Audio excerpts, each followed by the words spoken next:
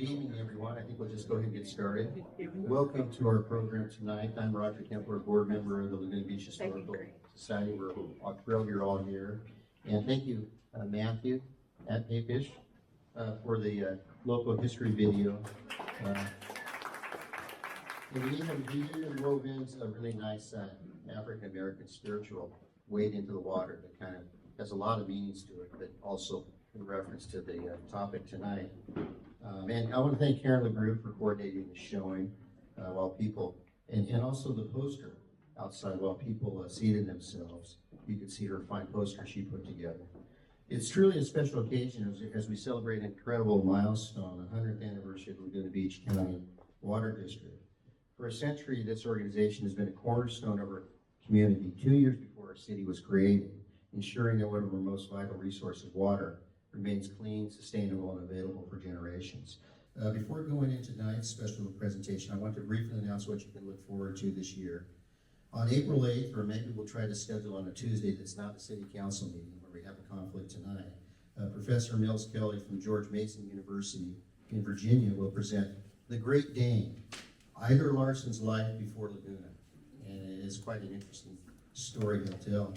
And this fall, we hope to have a panel on the different periods of the Brook Street surf classic that began 70 years ago in 1955, from Dick Metz to Brandy Faber, Elisa Schwartzstein, Cairns, and others. Thanks again, everyone, for joining us tonight, and to the terrific, hardworking fellow board members, society members, and supporters.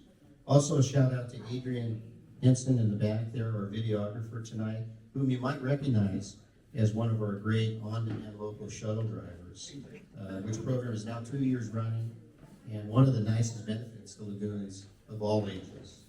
It is important that we videotape this presentation as the mission of all of the historical societies to collect, preserve, and disseminate Laguna Beach history, both of its people, organizations like tonight, which Christopher will talk about, and places. For those seeking more information about the Historical Society and Laguna history, please go to info@lagunabeachhistory.org.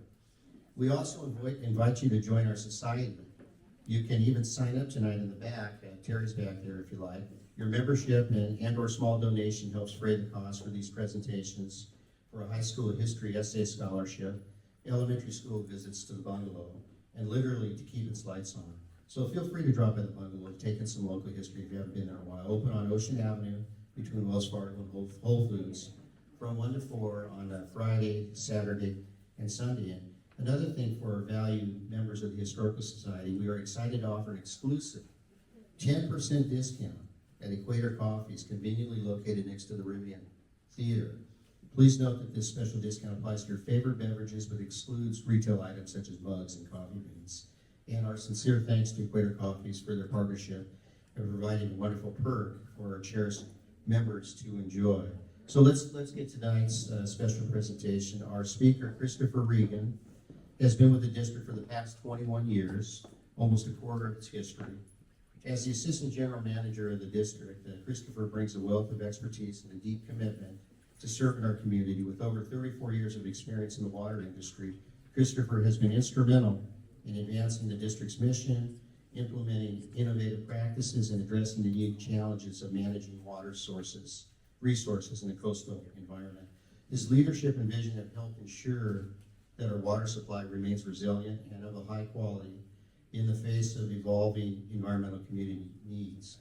Christopher is a transplanted East Coaster, growing up in Connecticut and New York. His move to California occurred his senior year of high school when his family relocated to Santa Cruz, California. He attended college at UC Riverside, Go Highlanders, which brought him to Southern California, where this East Coast boy realized he was really a Southern California kid at heart.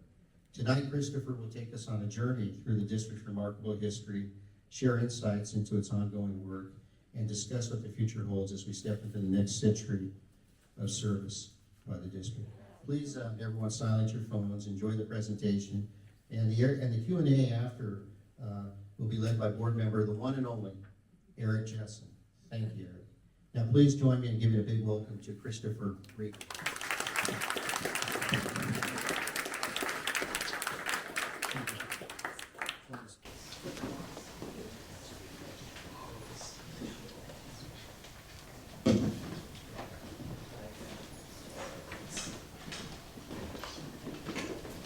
Good evening, everybody. Thank you, Roger, for such a great introduction. And I am very pleased to be here tonight, especially celebrating the district's 100th year anniversary. What an accomplishment and a milestone. And I really appreciate all of you being here tonight. A lot of people don't really want to know about water until it's not running in your house. Or until we call you and tell you got a late bill or something. So I appreciate you being here to hear about our history. It is a very interesting history. I don't know how many of you know a lot of details about the history, but we're going to go through that tonight. Let's see if my clicker's going to work.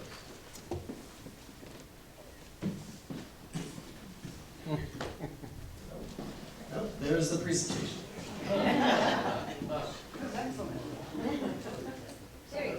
All right, I'll just do it by hand. All right, so here's the overview. A few disclaimers I'll start with. The first is that this is not a first-hand account.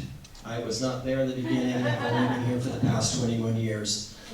Second, I'm not a historian. I work for the district as the assistant general manager. I'm a PR guy, so where historians need to get the facts straight, I kind of like to embellish them, so I'm going to try not to do that tonight.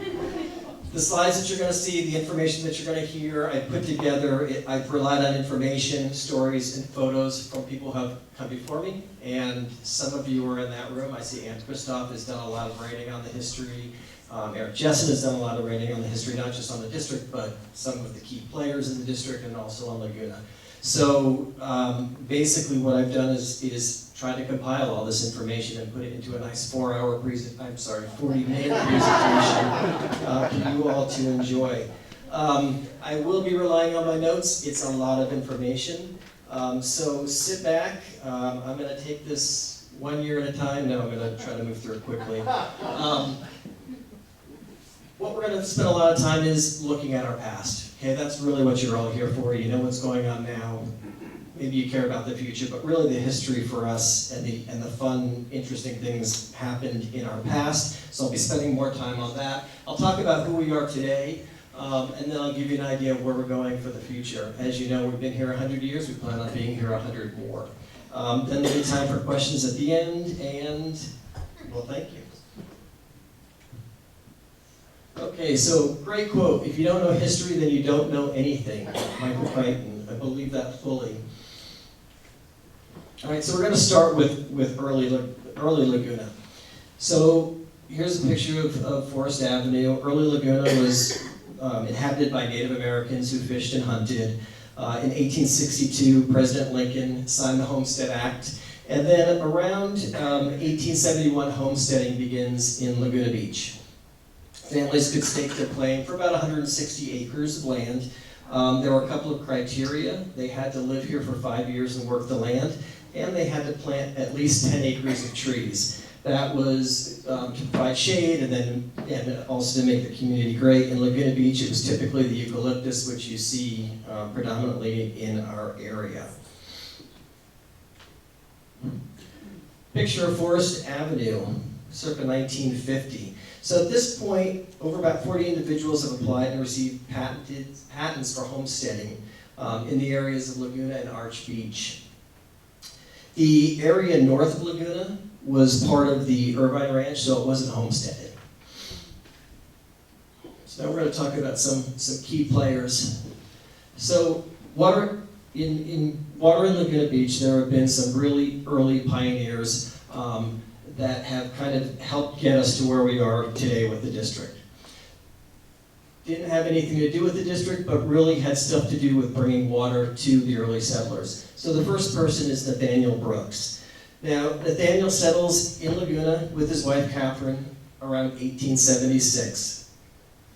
He's said to have sold the first lot in Laguna Beach, and while many pioneers left because it was a difficult life, Nate stayed. He felt that the city was going to go somewhere, and he really put his heart into making his homestead work and also looking for water. And that was one of the key things that Nate did. For over 20 years, and at great expense, Nate searched for water for the residents of Laguna Beach. Again, he wanted this town to make it.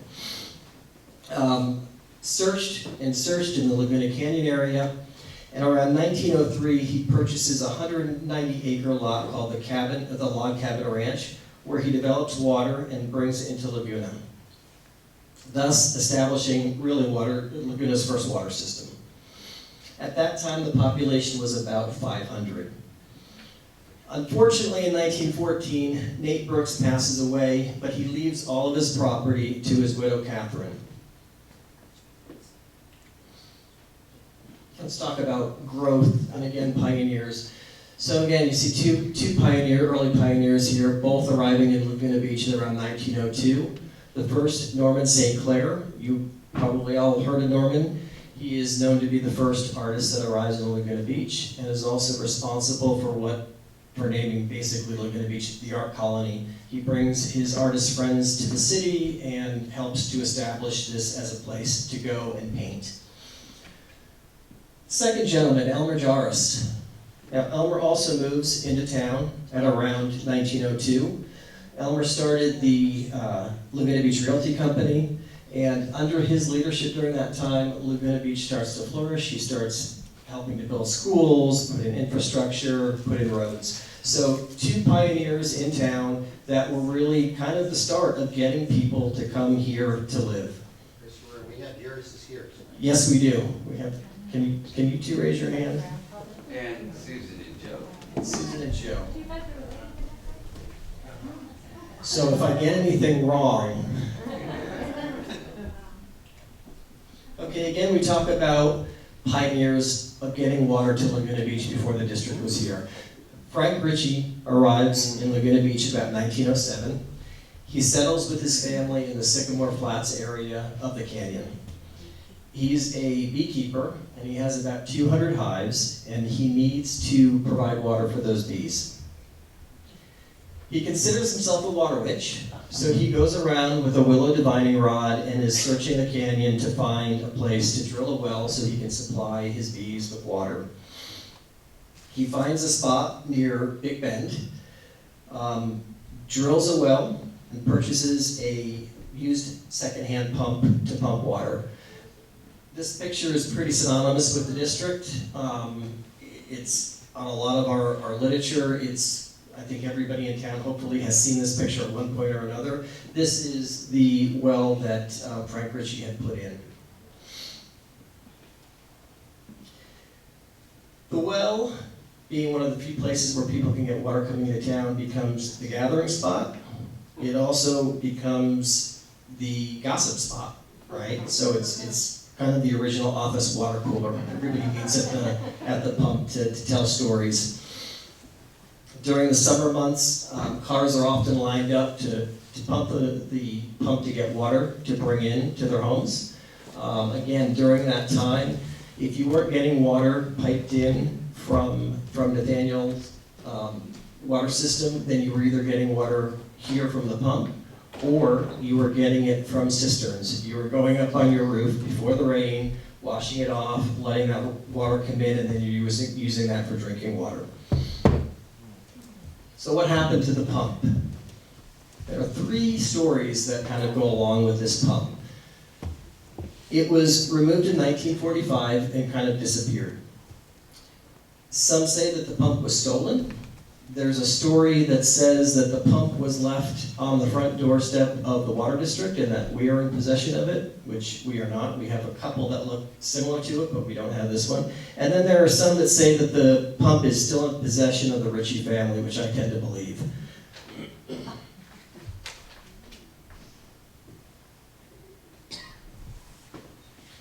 Okay, so, as I said, more people are coming to town. You've got Elmer trying to get people to come into town. You've got Mr. Jarvis trying to get people to come into town. There's still a problem. There's not enough water. So, a group of men, Howard Heisler, L.C. McKnight, and the Thumb brothers, purchased land from Mr. James Irvine. I'm sure that name is familiar to a lot of you. And they create the Laguna Cliffs Water Company to bring water to North Laguna from Laguna Canyon wells. They advertise this subdivision as the tract with water. Okay, so that's enticing. It gets people out here, hey, we can go to Laguna, we don't have to sit here and hand pump and bring it in. It's the track with water. We've got water coming in from the canyon.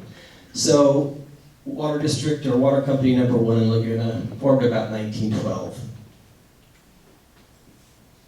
Nothing like competition, right? So same year, the Laguna Heights Water Company is formed. Now the picture on the left is Catherine Brooks. You remember she is the widow of Nate Brooks.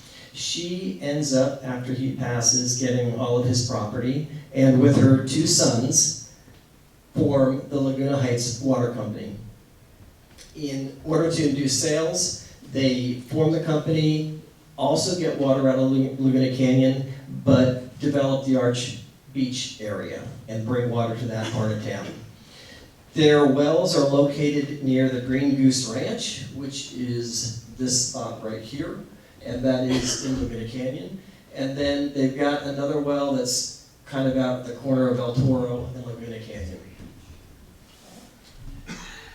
They get water to town by laying surface pipes from the canyon wells into homes in town. And it's said that Guy Skidmore would run up and down that pipe on a daily basis with a pocket full of redwood corks, plugging holes in the pipe along the way because of the fact that it was laid on top of the ground, and of course the salty air rusted it, so an interesting story. Water meters were installed, but only when people were using too much water. Then in 1919, competition goes away, and the Laguna Cliffs Water Company sells its water system to Catherine Brooks and the Skidmore brothers. So a bunch of people in the audience will know who these people are, the Jarrises. We cannot talk about water in Laguna Beach without mentioning the Jarris family. This is 3 generations of water pioneers that have shaped our future and is the reason we're here today. We've got Elmer Jarris on the left with his son Joe. In the center is a photo of the family home, the cottage on Glenary Street. This was prior to them purchasing a lot up in the Cliff Heights area where they built overlooking Heisler Park. And then the last photo is of Richard Jarris, young Richard Jarris, and his father, Joe. Richard was a board member from 1963 to 2000. Joe Jarris helped form the district. He was one of our original directors. And then Elmer was part of the Chamber of Commerce, the president, and I'll tell you a little bit more how he comes into play in a second.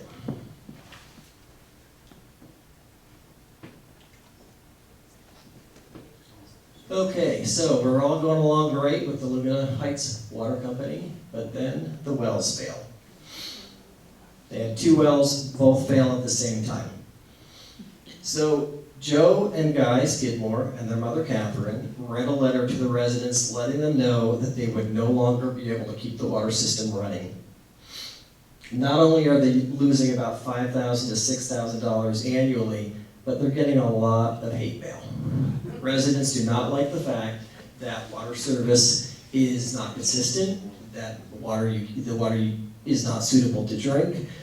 So they basically say, Laguna Beach, you've got 3 to 4 years to come up with a water solution, because after that, we're out.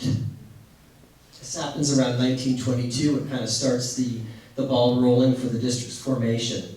What's interesting about the letter that they write to their customers is that they say, quote, "It will always be necessary, no matter what kind of water system Laguna Beach has in the future, for some restrictions and conservation of water to be enforced during the summer season." You'd think they were pretty smart back then, because I think it's still going on now, right? I mean, part of my job is to try to convince you not to use our water, so.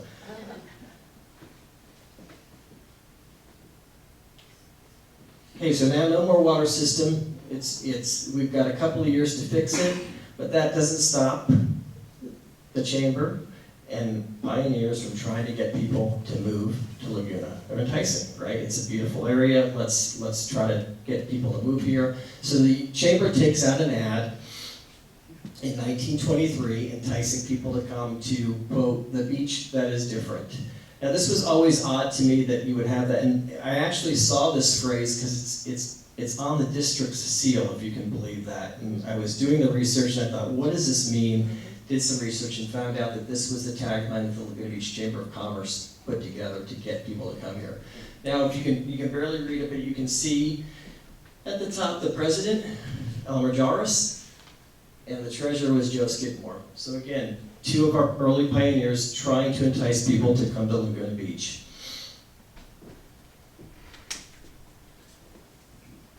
And it works, Forest Avenue. The marketing works and Laguna becomes a prime beach destination. Population grows to around 900 in the winter and about 15,000 in the summer. But water quality gets worse, and as new houses are built, owners complain about having to bring or haul their own water in. Can you imagine, you're coming to town, you get here, you set up your house, and the only water that you're able to do is going out to the canyon and pumping a well, waiting in line, probably doing a little bit of gossiping with your neighbors, but still, waiting in line and then coming out and bringing water back to your house. So things need to change. And they do. And that brings us to 5 men and a duck hunting club. Do any of you know about the duck hunting club? Have you heard the story? A few of you. I just want to point out, I have my duck socks on, just for the occasion. So in the fall of 1924, the Chamber of Commerce, headed by Elmer Jarvis, realizes that they need to solve the water problem. So they put together a group of citizens to come up with a solution. Clyde Bishop, a Santa Ana attorney, is hired to take the steps to form the Laguna Beach County Water District. A temporary 5-member water board is made up of Joe Jarvis, Thomas A. Cummings, Frank B. Champion, James B. Neal, and George S. Johnston. Now, they know they can't find water in Laguna, so what are they going to do? They decide they need to seek water elsewhere. So they're going to go up to the Santa Ana River Basin and see if they can find water up there. However, you do not want to go up to that area and say, hey, we're looking for a water supply, because you're going to be charged a lot of money for the property. So they pose as a duck hunting club. One morning, they get dressed up in their duck hunting outfits, they take their rifles, and they head up towards Huntington Beach. What they find is an area that is 120 acres that has water underneath it, and they buy it. Not only do they buy it, but they get it for a steal. They buy the 120 acres for about $49,000, $1,000 deposit, and then the balance of $400 an acre.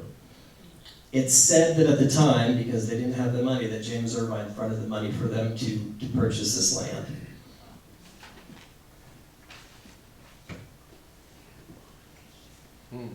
So, formation of the district. Now that they've got the land, and they've been working on trying to get us established under the Water District Code, on May the 4th be with you. On May 4th in 1925, residents go to the polls and they approve the formation of the Laguna Beach County Water District by a vote of 359 to 0. What's interesting is that our attorney at the time, Clyde Bishop, finds a flaw in the County Water District Code, and that is that there's nothing to say that they can elect a board of directors to run the water district. So they have to petition the governor to change the code. They do that with not much success, so they send up Mr. Irvine to convince the governor to change the water code so that we are allowed to elect a board of directors. That does not happen for a few months. So for a few months, we're sitting there with nothing to do, waiting for a board to be elected. We need a board in order to be able to get a bond, in order to be able to pay for the system. So on August 31st, the district gets its first board. Joseph R. Jarvis, who's the president, Thomas Cummings, Frank B. Champion, James B. Neal, and George Johnston, AKA the Duck Hunters. The first meeting of the board is held at the chamber in October of that same year. You gotta love the graphics, huh? Not bad. Okay, to the polls again we go. So now we've got a district formed, we need money, right? We've got a small town, we've got 900 people. We need to get money in order to be able to put this system in place.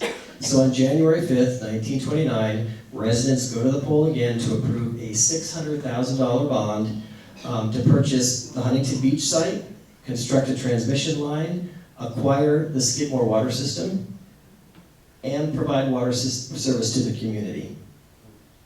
Despite these being scary figures, the vote passes 437 to 0, and probably the last time Lagunans ever agreed on anything. So how did we get consensus for this? I mean, $600,000 is a lot. How did we convince everybody to do that? Enter C.C. Cravath. Has anyone heard of C.C. Cravath?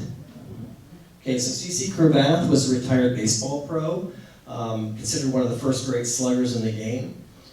He got his nickname Gabby by hitting a ball that killed a seagull in flight. Gaviota is the word for seagull, so they called him Gabby. He was the last serving justice of the peace in Laguna, and he was also elected as a judge in Laguna despite having no formal legal training.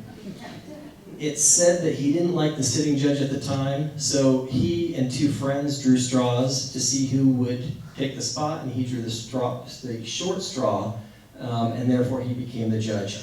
He did such a great job, he was elected over and over again and served for 37 years on the bench. Anyway, back to how he helped. So, Gabby deciding the night before the election that there needed to be some convincing of the citizens. He wanted this to pass. He wanted this district to be formed to get the money.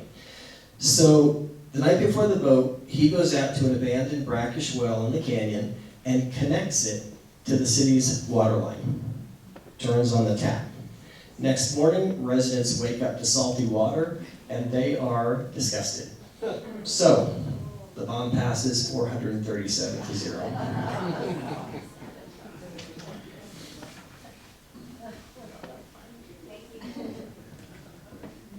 Okay, so now we've got our $600,000. We're ready to put in a system. The district hires J.P. Lippincott to design the water system. He does all the facilities that are needed. He estimates at the time that the system should support daily usage of about 100 gallons of water per person per day. Now, given the time frame, there's no way that the system is going to be put in place by the summer of 1926. So the district appeals to the city of Newport Beach, and we ask them, please, can you provide us with some temporary service until we get our water system put in place? Unanimously, they said yes, not a problem. And from May 1926 to March 1927, a cast iron pipe is laid on the top of the ground between Corona del Mar and connecting to the Skidmore system that's already in place, bringing water into town. Well, town, of course, was thrilled. So what happens when the temporary water comes into town from Newport Beach? Residents go on a water binge, and they go crazy and are using a ton of water, which isn't too bad of a deal because it was a cheap price at the time. However, the Skidmore brothers still own the water system that it's coming to, so they're having to foot the bill. So already annoyed about the fact that they're getting all this hate mail and they weren't appreciated for the system, now they're having to pay for this extra water. So at the time, the district agrees to take over the Skidmore system until our system is put together. And all efforts were made to build the water system as quickly as possible. Some shots of the system going in. We're very lucky at the district that we have such a great archive. At the time, there were some very smart people that decided to photograph a lot of what was going on. This is one of the transmission lines that's coming in from Corona del Mar, Newport Beach area, bringing water from the two wells in Huntington Beach. This is our first pumping plant in Laguna Beach on Coast Highway. One of my favorite pictures, San Joaquin Reservoir. This was one of two reservoirs that the original system had. It is a poured concrete reservoir, and take note of the wood on the roof, because this is how concrete reservoirs are constructed. You can see that a form is made around, and in the center, concrete is poured in, and then the wood is taken away. Well, not wanting to waste anything, that wood is then used to create the top of the reservoir. This, I believe, is the second reservoir on Temple Hills, Temple Terrace. Anybody familiar with this location? This is our Oak Street Reservoir. It was one of our first pumping plants. It was constructed as part of the original system back in 1926. It is still in use today, although it serves as a backup. It's basically constructed to boost water from a lower elevation to a higher elevation. At the time, most of the residents were in the 200 elevation or below area, but as the town got bigger, people started to move up the hill, so we needed to get water further up. This one was constructed through the Work Projects Administration Program, which, if you don't know, was provided for victims of the Great Depression to get work, preserving their skills and self-respect. If you visit the site, there is a stone bench, I don't know if you're familiar with it, that has a plaque commemorating Thomas A. Cummings, one of our original directors, who's kind of considered the father of the district. A beautiful Spanish architect style building, so we're thrilled that it's still in existence and it's still working. Okay, December 1st, 1926, the district begins delivering water. Lo and behold, here's a nice quote from Joe Skidmore. "I will be the happiest man on Laguna Beach on December 1st. No one but my brother and myself and the boys of the crew who have worked with us so long have any idea the financial burden and mental strain the water system has been." I've been there 21 years. I don't think it's a strain.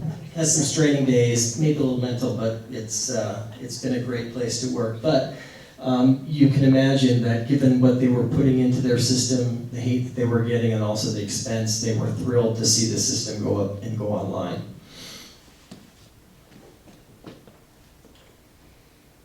Okay. January 1926, 306 3rd Street. Anybody familiar with this shot? So, Forest, 3rd, this little patch of grass right here is currently where the district office sits. We purchased the property in 1926 for $10,500. At the time, the Laguna Citizens and Taxpayers League raised questions regarding the extravagant cost of it.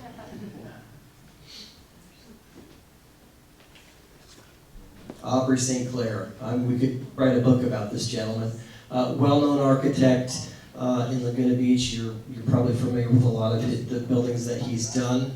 On June 18th, 1929, the district retained Mr. St. Clair to provide plans and specifications for the new district's headquarters. The building was constructed at a cost of $8,900. Not a bad deal. It is considered a Mediterranean revival style. And as I said, St. Clair designed many buildings in Laguna, including City Hall, the original post office, Las Brisas, Greeter's Corner on Main Beach, the famed Betty Davis House in Woods Cove. That's just to name a few. It's said that St. Clair's buildings set the tone and style for what is considered to be the best qualities of Laguna Beach's village character, and I agree 100%.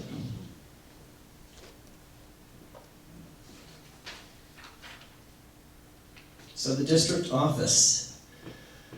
This is it back in probably around 1930s, but it opened in 1929. We had an open house. Well, we didn't, but they did, marking the formal opening. The offices were moved from the Warren Building on Ocean Avenue to this permanent location. It has always been the Water District office, despite the fact that this one doesn't say it, but there used to be a sign at the time that said city offices and then Laguna Beach County Water District underneath it. But it has always been the district offices because the city was not here yet. We were here first.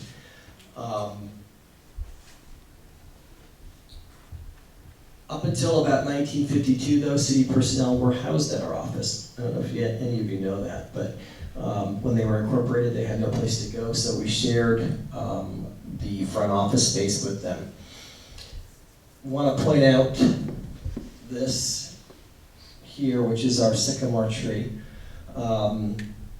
That sycamore tree, which is just amazing, was planted by Leslie Weisberger. She was the secretary to the district, so it has been there as long as the building has been there. Also want to point out what looks like the bell in the corner.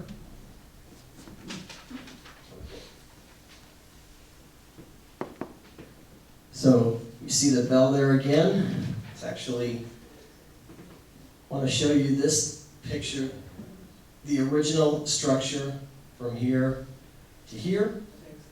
We had the bell, and then we have an outbuilding. And the outbuilding at the time was the fire brigade building. I lost my spot. So this is about 1931. The outbuilding served as the volunteer fire department, which is why we believe that the bell was there. It was to notify everybody when there was a fire. We ended up purchasing that building in 1931 for $650. That building also then housed the police department. And if you visit the district offices today, towards the back of our parking structure, you can still see a part of the original building, even where the jail window was, which is now bricked up. So if you want to take a look, if you're walking past the police department and you look through our fence, our metal gate there, you can peek in and you can see part of the original jail.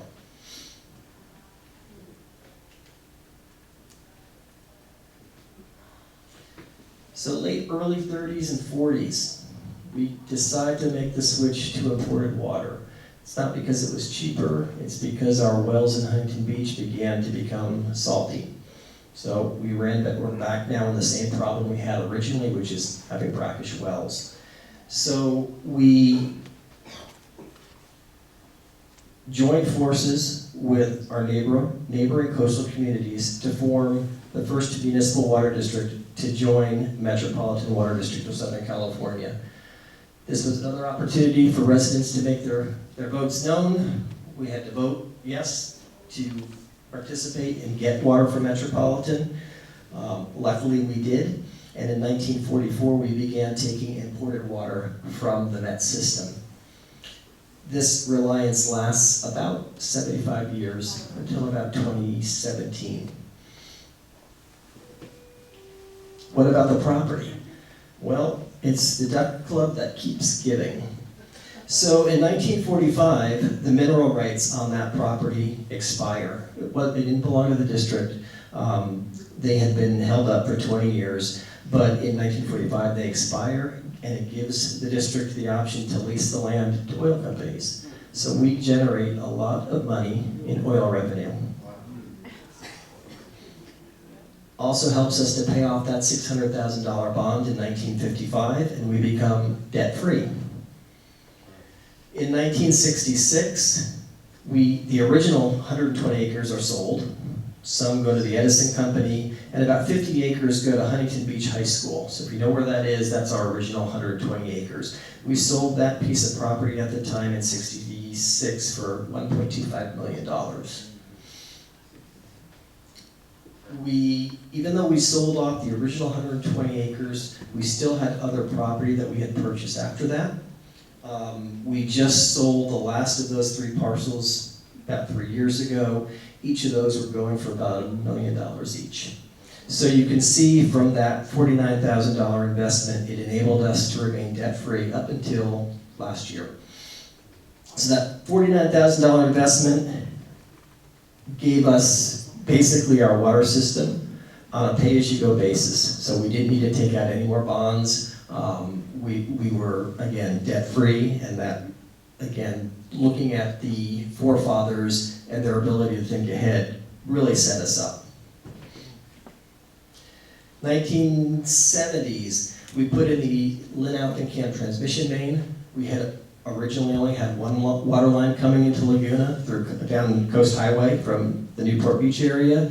This allowed us to tap into Metropolitan coming in from Laguna Canyon. If you're driving through the canyon and you're going by Big Bend, if you look to the right, you can see a little bit of that pipe coming out of the ground. It's probably about a 36-inch pipe. So if you ever wonder what that is, that's our 36-inch transmission line.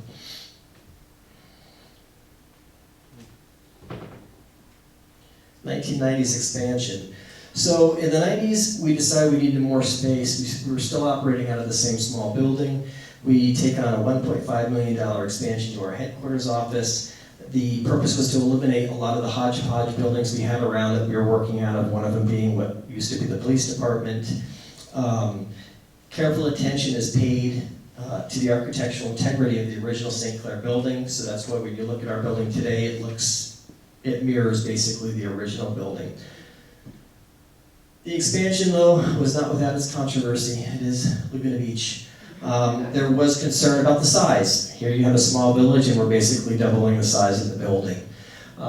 So we worked out some concessions, and this little bump in, it's about 500 square feet, was added to the original design to create a separation between the two buildings so it doesn't look like one large building. I think it was a great addition, a great concession, because we end up with a great entryway and a great fountain. Fire. I know that's on everybody's mind. So, I don't have to tell everybody here, but October, we get hit with the fire. Starts near Laguna Canyon Road, St. Anna winds push it into the community of Emerald Bay and Crystal Cove State Park, and then it heads south in Laguna Beach where it reaches Park Avenue. Just to give you some idea where we're looking, you can see this is the back that you have the district, that's the police department there. Fire coming up. This is, there's a great picture of the original jail right here. You can see how close it came to the district, and then of course this is looking towards the festival grounds.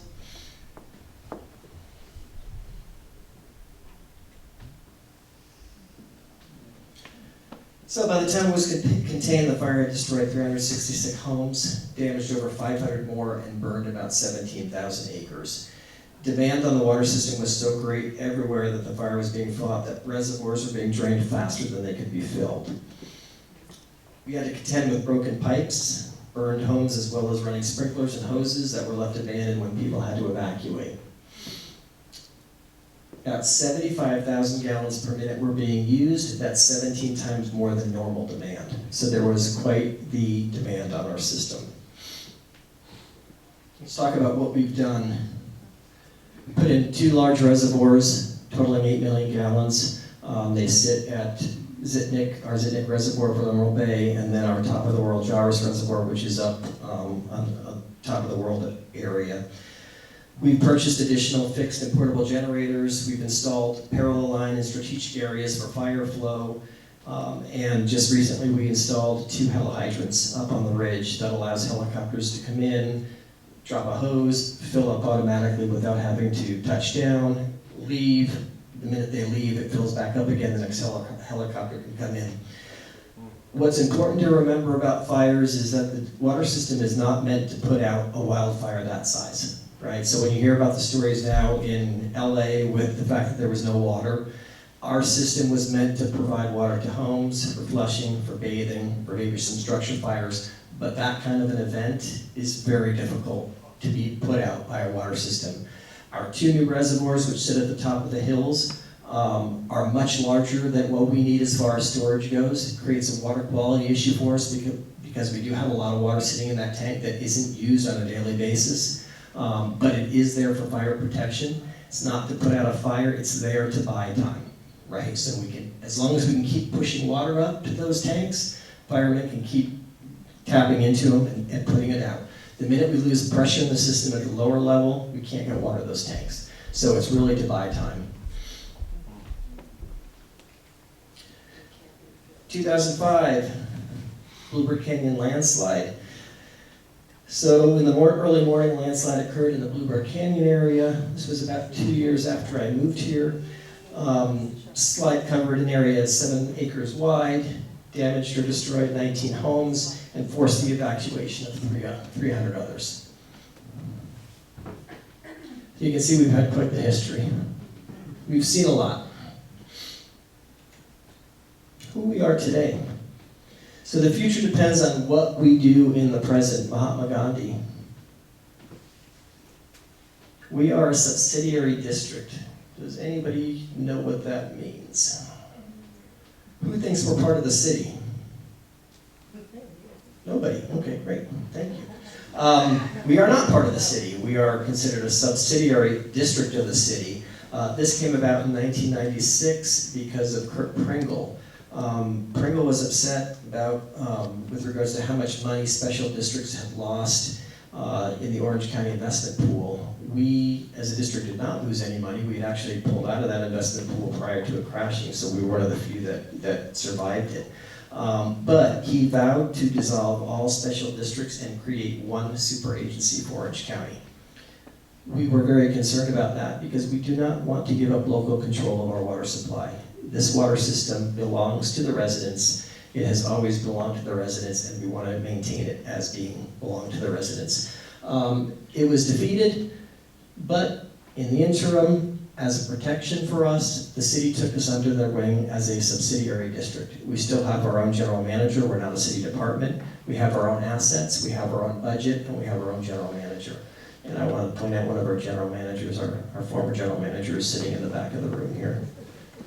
We are, the city council gets sworn in as an ex officio board member. So about 6 times out of the year, they come in, they change their hat, and they serve as our board of directors. They also appoint a 5-member commission that runs the daily part of the district. We meet with them regularly, monthly, and I have one of our commissioners here, Debbie Neve, who has served on our commission actually longer than I've been there, 22 years, Debbie, correct?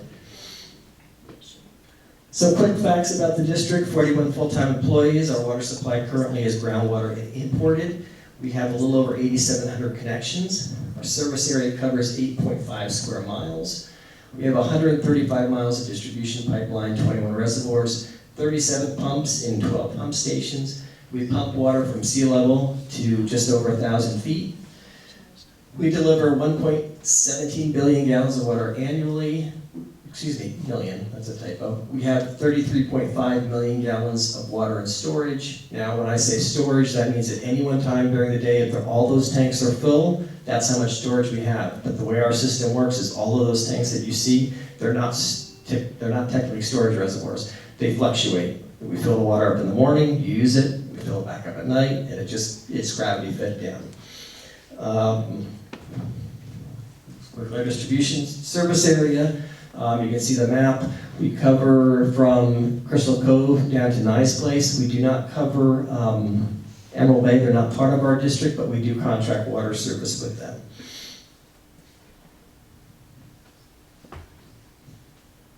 South Laguna is also covered by South Coast Water District. So everybody that's south of Nice Place, your water district is South Coast Water District. Waterwise Fire Safe Garden kind of grew out of the '93 fire. We wanted to create a place where residents could come and learn how to properly landscape their yard in the event of fires. It was named after one of our board members, who then became a commissioner, Bruce Shear, who served for the district for over 40 years. In 2017, we reestablished our groundwater rights. So we had 2,025 acre feet that we were able to pull out of the groundwater basin. There was some dispute as whether we could still do that because we hadn't done it for a while. In 2017, an historic agreement was reached with Orange County Water District allowing us to take that 2,000 acre feet, which means that we were no longer solely dependent on imported water. The reason that was great is because imported water, the cost started to go up. Groundwater is much cheaper. So we're now able to take 2,000 acre feet out of the basin.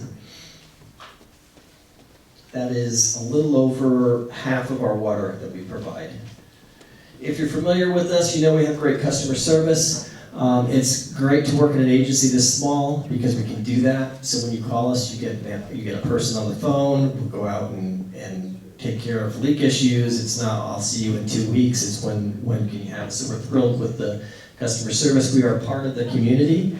Part of what we love about Laguna Beach and being here for so long and being a small community is that we can get involved. Some of our partners are Laguna Beach Garden Club, the Beautification Council, the Boys and Girls Club, the high school, the College of Art and Design, the museum. We participate in the Patriots Day Parade.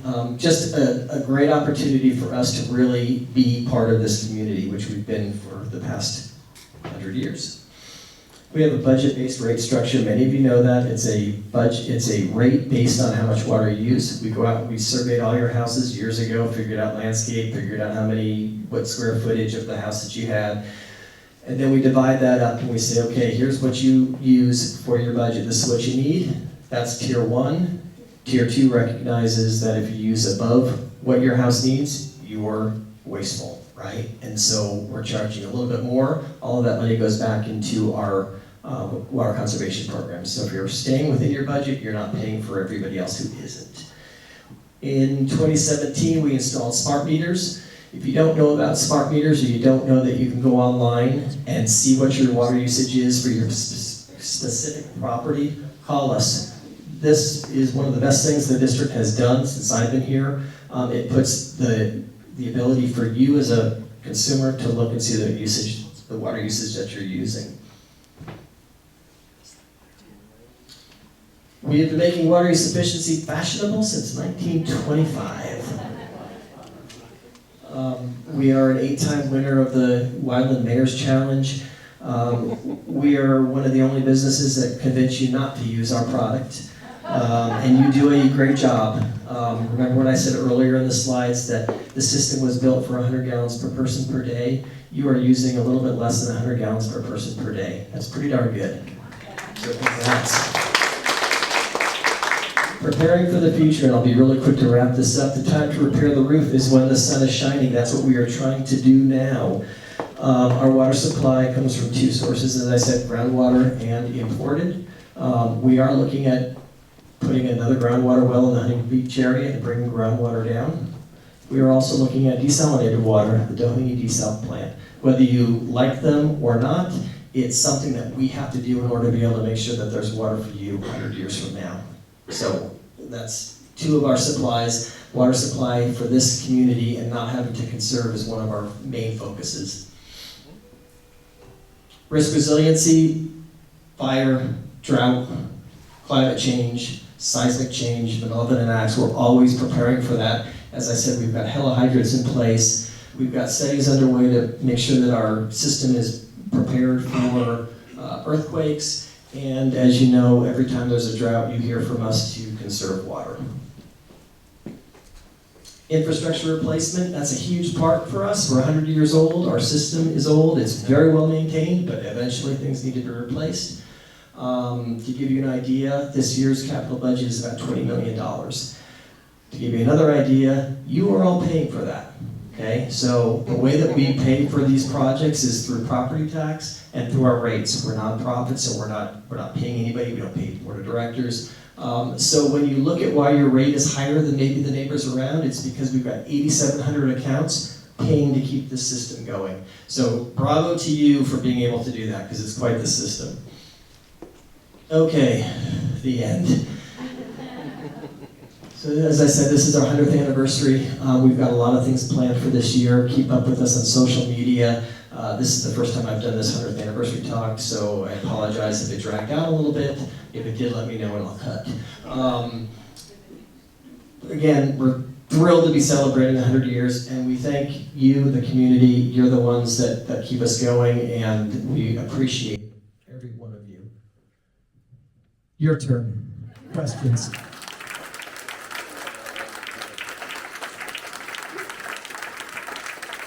Thank you, Chris. Now it's time for questions and answers. And in order to do that, we ask that you turn and face the camera in the back and speak through the microphone. And I see one hand up back here.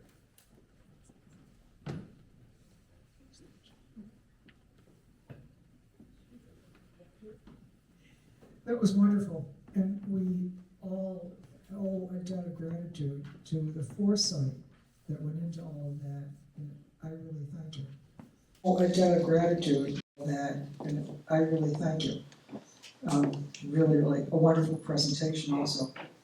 I just had a small question. It goes back to the Frank Ritchie slide, and I was wondering, it looked like barbed wire on that pump.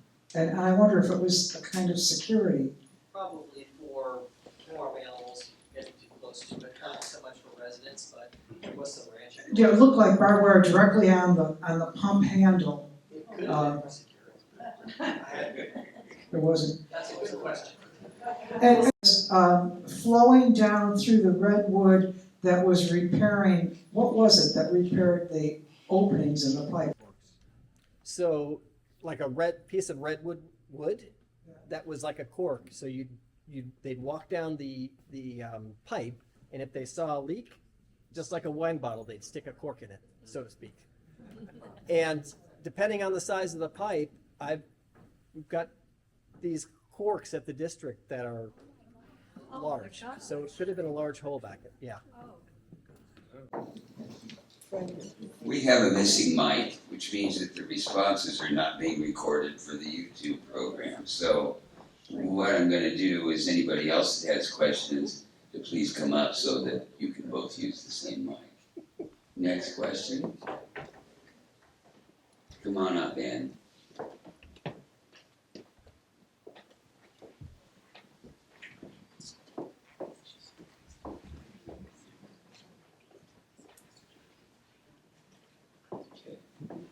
Thank you. I'd just like to know when the district is going to get a reclaimed water system and help us get rid of the pollution in Aliso Canyon and Aliso Creek.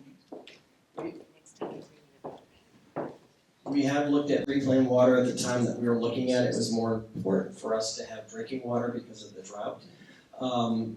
There are new technologies. What we felt at the time was that we wanted to spend the money on a system that would allow us to have drinking water.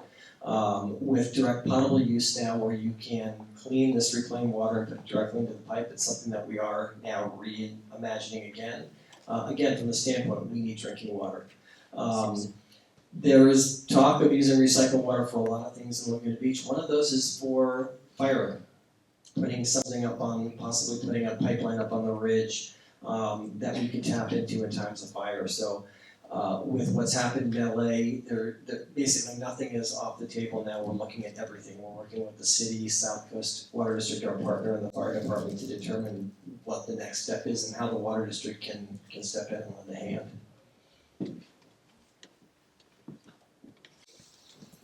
Somebody else with a question?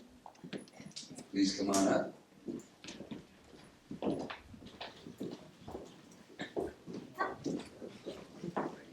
That was great. That was wonderful. And my question, so I'm in South Laguna. A lot of us, quite a few of us tonight are. So how closely do you work with the South Coast Water District? Because I'd love to get your water, but Very closely. We're actually one of the partners in the Doheny Desal plant.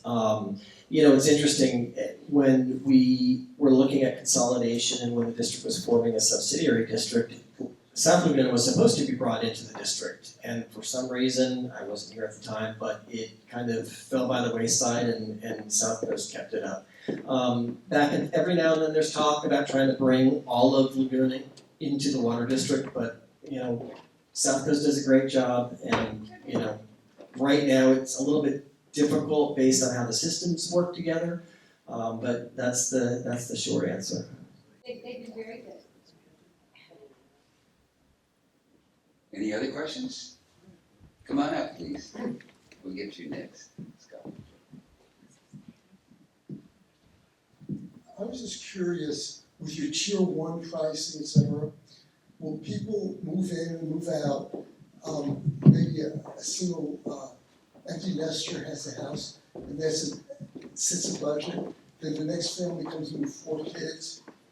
And how flexible, how do you readjust that, or do you readjust that? And especially now with the ADUs, where maybe 1 meter will be feeding 2 houses where 1 was before. Could you address that, please? Thank you. Great question. So our budget-based rates aren't meant to punish, right? So as the gentleman said, if you've got an empty nester that's living there by themselves and someone comes in and moves in and they have 6 kids, call us. It's just a matter of you letting us know. We don't know who's living in your house. We don't know how quickly it's changing. So if you're moving into a house, and typically our budget is based on 3 people per household. So if you move in and you've got 6 people, all it takes is a call to the district saying and getting a variance, right? We're not trying to punish you. The idea is to create a budget that allows for enough water for the people and the landscape of the house. So that's how we do. We're very flexible. Another hand. This is Scott Sumner, who's none other than the son of the esteemed Bruce Sumner, who served as the Superior Court Justice in Orange County. Thank you, and great presentation. Fabulous. I share that, I think, for all of us. But my biggest question is, when I witnessed the fires in Palos Verdes and Malibu, was how houses burnt literally next to water. And so my question to you is, has the district or you or the group explored the idea of utilizing our ocean water to facilitate putting out a fire? Because here we have a source that's right there.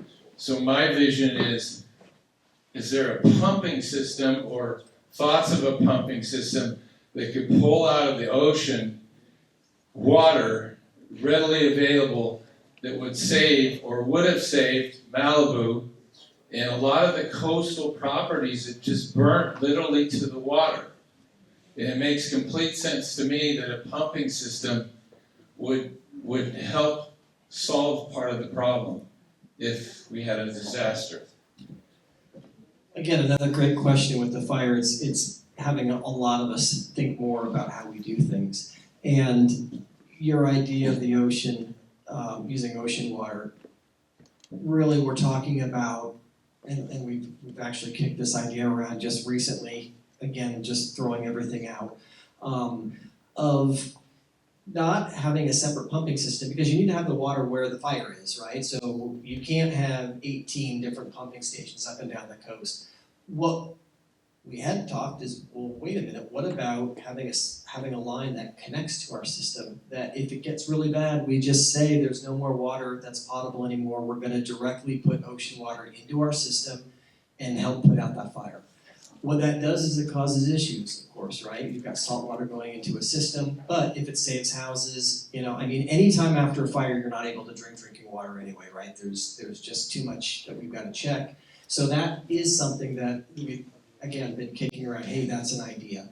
Another idea that we've thought about too is, okay, well, we talked about direct potable reuse or using recycled water to go up on the ridge and have water up there. Another option or thought is, we've got a 36-inch main coming in the Laguna Canyon. Maybe we look at constructing a 36-inch line that goes up the hill that directly bypasses our water system and gets water to the hill where it's needed. The problem is not the water, it's getting it to where it needs to be, and getting enough of it there. And when we look at some of these events that have been occurring with the Santa Ana winds,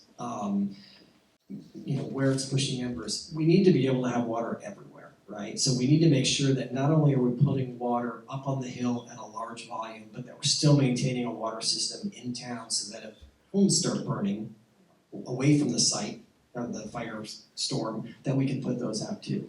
So great question, and like I said, this is something that we're going to be looking at. We're already working with the city, we're already working with the fire department to figure out what we can do. But for all of you, it's not just water that puts out fires, right? We all need to do our part. We're part of a program with Laguna Coast Fire Safe Council where we're trying to get the message out with the high school about home hardening, all right? This means looking at your landscape, trimming back trees from your house, checking your eaves. That's how these embers go in, they get under the house eaves, and that's how the house catches on fire. Looking under your decks to see if there are leaves and debris, getting that out. You want to make sure that there's defensible space around your house so that when these embers are flying, they're not sparking up, causing issues. If you look at a lot of the homes that burned, some of the video footage shows palm trees, dead palm fronds igniting like firecrackers, right? So we also need to prepare and do stuff at our own places to make sure that that we're set. It'd be great to say that we're going to put together a whole system that's going to prevent this. That's not going to happen. These things happen depending on where they happen, depending on how severe they happen. depending on the winds, everything. Our mission is to have enough water flowing to basically give the firefighters enough water that hopefully something changes. The winds shift, the fire goes back on itself, and it gives us an opportunity to push it down. But great question, and as I said, we're looking at everything now. We want to make sure that we are prepared. We've had it happen in '93. We've seen now what it can do in LA. And as the mayor said, he went to look at the site. It looks like Laguna. It could be Laguna. So keep that in mind. It's not just waiting for the fire department and the water district to put something together. It's also making sure that you're looking at your property, making sure that you're ready to go, that your house is ready to go, that you've got stuff to go to evacuate, and then getting out of there if you need to. Making sure you know your evacuation route so you can get out and be safe. And allow us and the fire department to get in and do our jobs to try to get it under control. I just heard a story, it's actually Pico Iyer, he has a new book called The Flame, and he tells the story of how he was stuck in his mother's house in Santa Barbara. I think it was in 2000, there was a bad fire that came through, went through Hope Ranch, and he couldn't get out because there was no exit. And the only reason he was saved is because these water trucks were coming by. And they got him and put out the fire. Well, his house burned down, but he was saved. And I'm wondering if there's any plan for something like that here. Is there a place where the fire department can go and get water and it's going to this? Well, really, that's our hella hydrants, right? So, I mean, we've got fire hydrants all over our district that supports firefighting efforts, but really when we're talking about a wildfire, it's these hella hydrants that we're installing and making sure that they're ready to go. Anytime that there's a Santa Ana wind event, we're not sitting there waiting for a fire to happen. We are on edge, basically. We are filling up all of our reservoirs with water. We're getting those stations ready to go. Even if there's nothing here, we are ready in case something happens. We're coordinating with the fire department and making sure that the water is there when it needs to be there if they need it. We've got, thank you, Commissioner Neave, there's also AI cameras that we're putting up, those types of things, just to keep and monitor everything. But again, diligence, watch for people that might be starting fires. It's unfortunate, but when these events happen, you get people going out and wanting to create more havoc and start fires. During the '93 fire, keep in mind, it's not just fire department that's running around, it's water district personnel. We did help a couple people put out fires in the '93 fire, our staff did. But we are running around because we're trying to make sure that pressure is maintained in the system, right? The minute we lose pressure, it means that we can't get water up to our higher elevations. So making sure that if someone leaves a hose on or something, we're turning it off. If fire hydrants are left open, we're turning them off. Just running around trying to help as much as we can. But great question. Again, I think what's going to happen is the city will have a forum, and these are the kinds of ideas that we want to hear, because I don't think there's anything off the table at this point.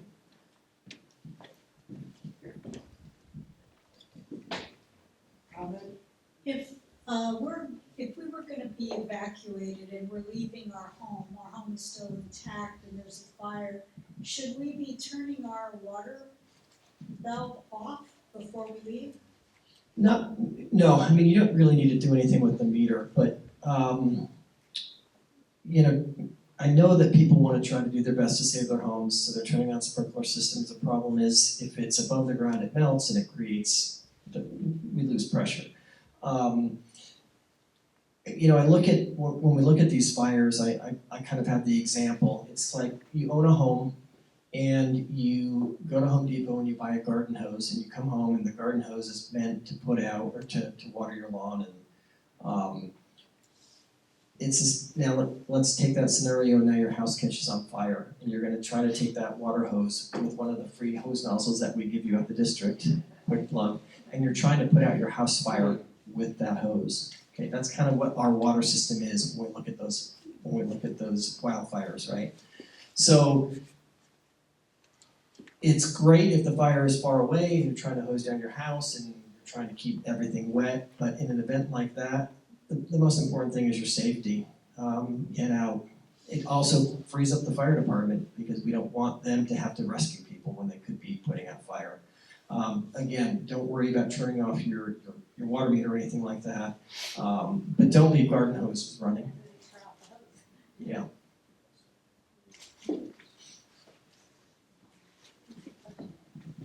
Closer.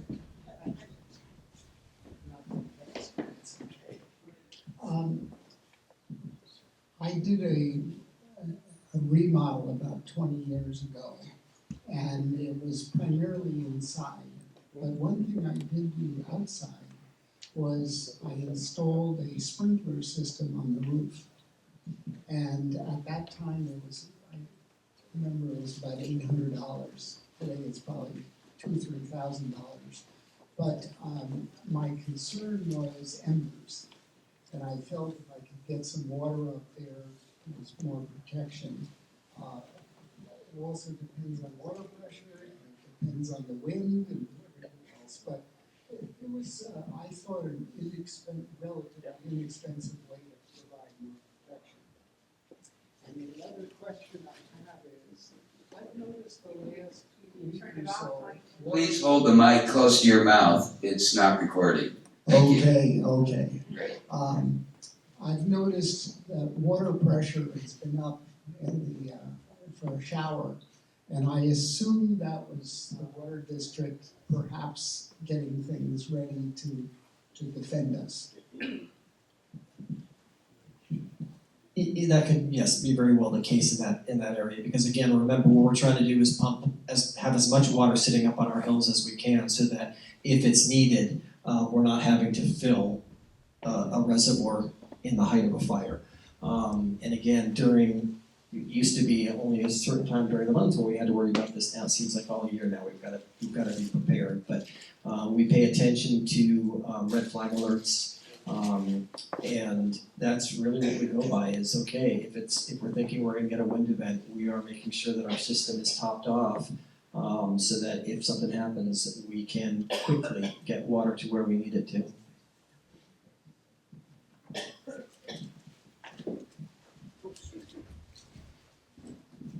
I just want to say thank you again for a wonderful program.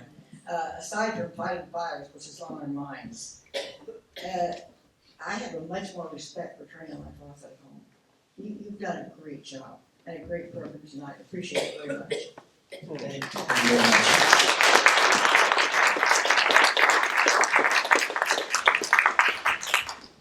Yes, you did a good job, thank you so much. What is an update, can you give us an update on the desalination plant in Doheny, being in 2024, you voted in to align yourself with that? Yeah, we're it's a great project. It's different than a lot of desal plants in California. It is actually not pulling water directly from the ocean. It goes underneath the seafloor, so it's much more environmentally sensitive. It's got all the approvals. As I said, we're partnered with Southwest Water District and a couple other agencies. We've committed $2.5 million for phase 3 this next year. That's going to get us basically a design build cost. We're going to know at the end of this year exactly how much that water is going to cost us. We have been given some pretty good numbers as far as it not being too crazy. If it is, then we can decide then whether we back off. But we need to have a local supply. We know that our import supply, an earthquake could take it out. We want to make sure that we maintain a local supply, that we have water available for you. There's still a drought in the Colorado River. They're looking at changing the amount of water that we can take from there. So having a local supply is crucial. As I said, within a year we'll know whether we're going to proceed forward. If we do, the plant is anticipated to be up and running hopefully by 28. So that's pretty quick, and that is going to supply us with a lot of water. Average cost to your bill, we're looking at about $5 per month. When I talked about the bond that we took out in 1926 and us being debt free, and I said that was until 2024, we just took out a bond to help finance the well and to help finance some capital improvement and to help pay for initially put money towards the desal, but those costs are gonna be spread out over the next 30 years. So people in this room, you're not gonna be paying for it all by yourself. Basically, the next 30 years of residents that live here are gonna be paying for that desal plant. So it's huge for us. It's huge for us to have that local supply. It is at this point a little costlier than imported water, but we've been seeing price increases from Metropolitan, our wholesaler, in the cost of imported water. This past year was an 11% increase. We don't see any change in that. So eventually the cost of imported water is going to meet, if not go above, what the cost of desalinated water is. We'd rather be paying money for a local source than to be relying and paying a ton of money for something that could be cut off or that we could be cut off from if something happens up in the Delta, which is where our water is coming from. Hang on. I have a water tip for people. If you live in the hills of the Coast Beach, the water pressure rises as the water comes down from the water tank on top down to each house.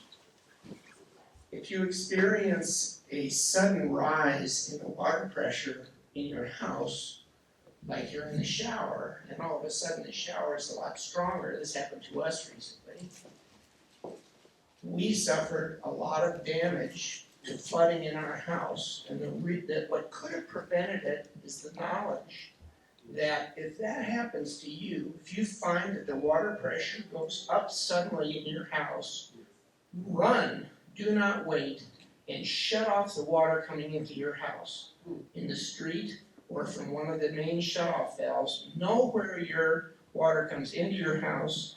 If you have this situation, there's a device there that is designed to limit the pressure, but they fail. Our house water pressure went from about, 30 pounds per square inch to over 150. Pipes burst. A chunk of our house was flooded. Very expensive, very inconvenient, no fun.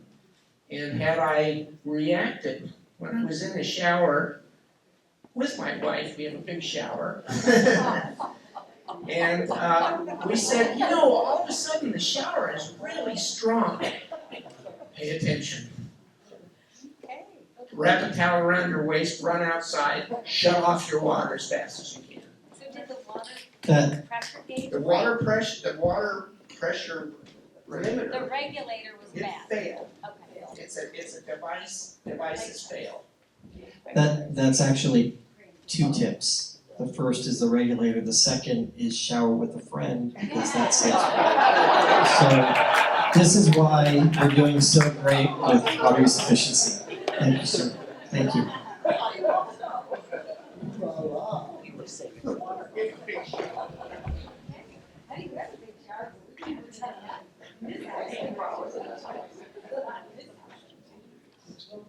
Hi, I'm Jane Jans of Generation Laguna. My grandfather opened a store and post office in 1894. I've been trying the picture of the 3 men. I knew it was not Harold Reed. This afternoon, I actually found the article that identifies who the 3rd man is. So these are for you with pictures. And also, Art Stead was the engineer for the water district, and he was my uncle. And I have his 1929 logbook, which I would like to donate to the water district. Thank you. And I can tell you, Jan and I have been in communication.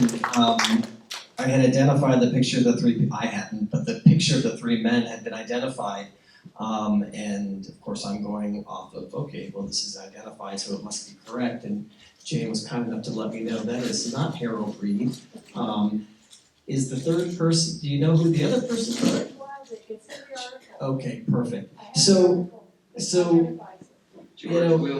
as I mentioned, I'm not a historian, I'm going by what we find and by the kindness of people here that have information. So I'm going to put up, what did you do with my,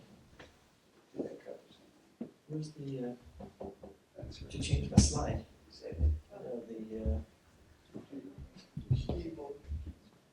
The keyboard. The keyboard. Thank you. My name, where you can reach me. I have cards if you want to get in touch with me. Visit our website. There's a lot of information on there. Here is 100 years of history, and I can tell you right now, I didn't touch on a lot of it. I mean, we talk about Art Steed. We talk about Lou Zitnick, who served on our board. There are just so many people and so many more stories that I tried to keep it in 40 minutes, and that did not happen.